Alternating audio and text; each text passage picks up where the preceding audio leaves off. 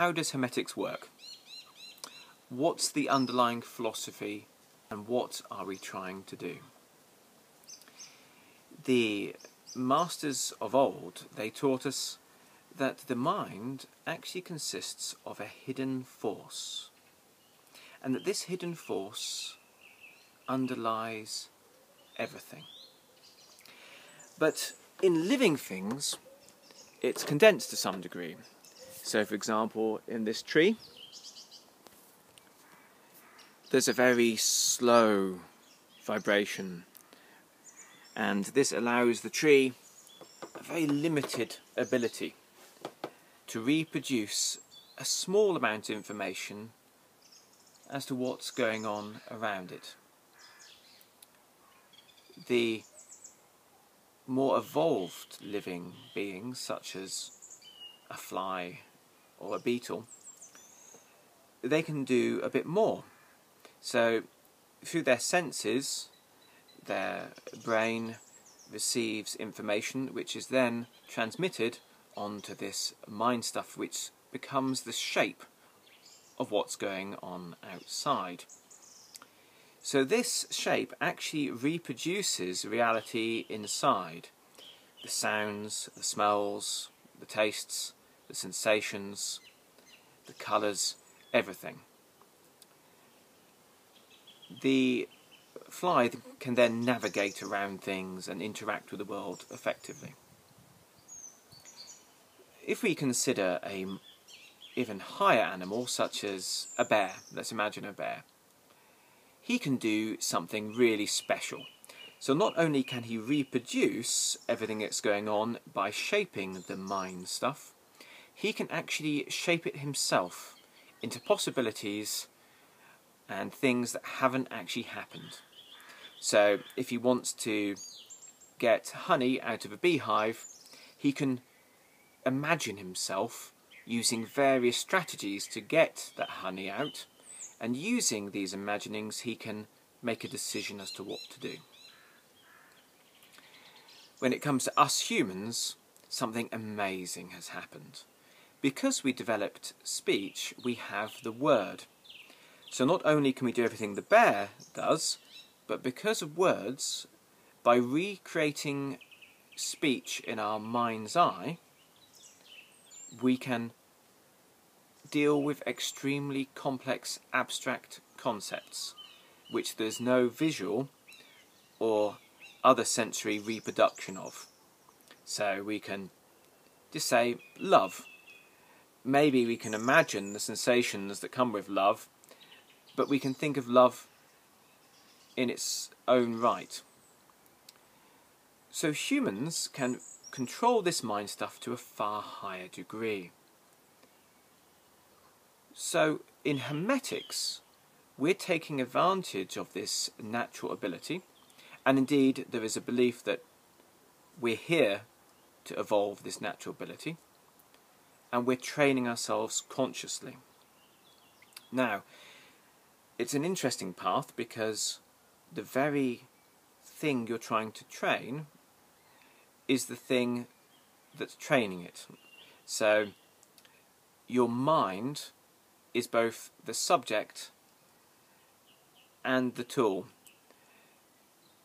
Let me explain. If we want to concentrate on something, any aspects of our mind which are not under our control, maybe they're areas that haven't been fully developed, maybe they are areas through injury or through past trauma which as a protective mechanism have separated themselves or put in some form of automatic survival response. Maybe they're elements that have been or are being affected from external sources. These parts of our being may not work with us, so we need to reintegrate them. Now this mind stuff has some wonderful qualities. It's magnetic, so it can take on different qualities. It can absorb external force without changing its own quality permanently. And it can project vibrations and change things that it has contact with.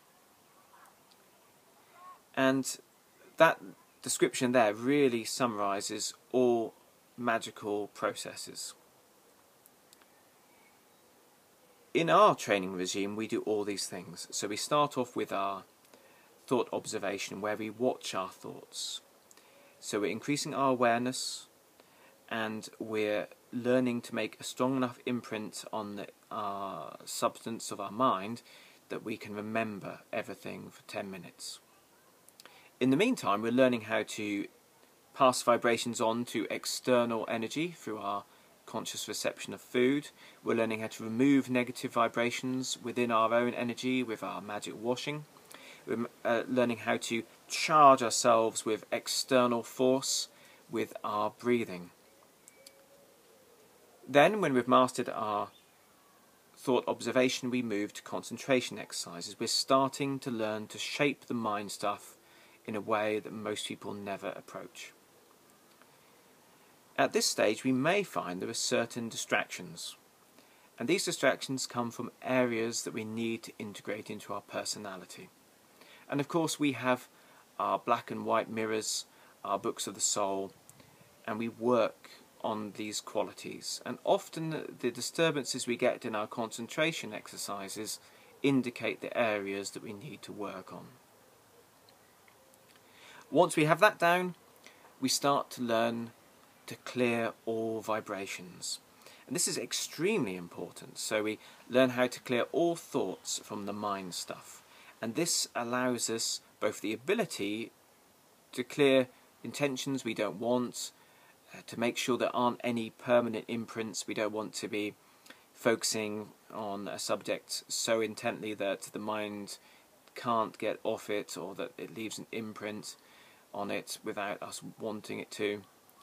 But we also gain something amazing. When we master this exercise, we get to really see the mind stuff itself in its original form. And you can imagine how important this is later on. At this stage, you will need to integrate a large degree of any of the disharmonies in your personality. And that's a really important and generally enjoyable challenge. If you read ahead, you'll see that we start to really learn how to visualize, to recreate the different senses in this mind stuff to the degree that it's almost reproduced as if it's real. So we learn how to visualize colours and shapes, and imagine sounds, smells and tastes and sensations to a degree that most people in their lifetime never get to. We also start to learn how to use specific forces.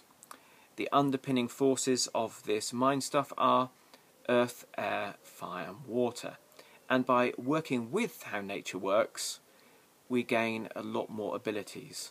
And these principles allow us to navigate through the hidden world to a very high degree. Later on, we will develop our spiritual senses so we can actually see this mind stuff in its qualities. Now, the ultimate goal in Hermetics is to raise our consciousness, to get such a control over this hidden force of the mind that we can charge our body with any force and make our intentions so strong that when projected out they become real. Or even to influence the force directly outside our body. We also learn how to imprint anything into this mind stuff. Our brain stores all our memories and our personality, and some people choose to transfer all these into the mind stuff so as to maintain their current individuality after it's time to depart. Hermetics is a sun lamp on the natural process of development and growing up, of being a human. But there are some people who have a path that isn't based on these principles. But understanding the underlying nature of the spiritual world allows us to see what they're really doing. So, for example, anywhere that there's some form of force released, people have made a path of that practice. So during sexual activity, there's a high amount of spiritual energy. This mind stuff is shaped and charged, and people take advantage of that. When an animal dies, there's a big release of force, and people use that, and have done in ancient religions too. Some people gather special items which have more of this energy in it. Some people go to special places. From the Hermetic point of view, we can see how these things work, but they don't change you. You don't evolve. So, although we may like to find conducive situations, maybe a stone or some incense that holds this force better for us, although we may like to sit in a harmonious place, and we make sure we don't have a huge amount of disruption around us, both physically and spiritually, the focus is on evolving the self, because we know that's the only true way to make progress and become better at these arts. And that all other sources of attainment, whether it be a pact with an outside agency or gathering the force externally somehow, are ultimately dead ends. If you make this philosophy your mental property, the path is so much easier, because you're sitting, performing an exercise, and you know why. And when you see obstacles come in your way, you'll actually naturally know how to overcome them.